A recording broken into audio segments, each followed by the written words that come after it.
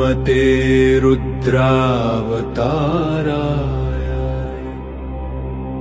सर्वशत्रुसंहरणाय सर्वरोगहराय सर्ववशीकरणाय रामदूताय स्वाहा।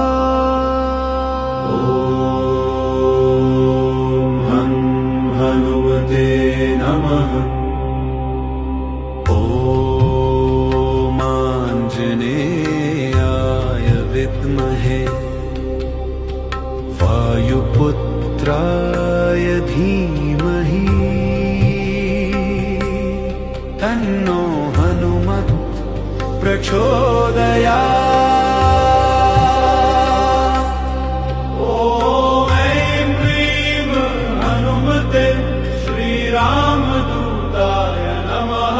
ॐ श्री संकटमोचनाय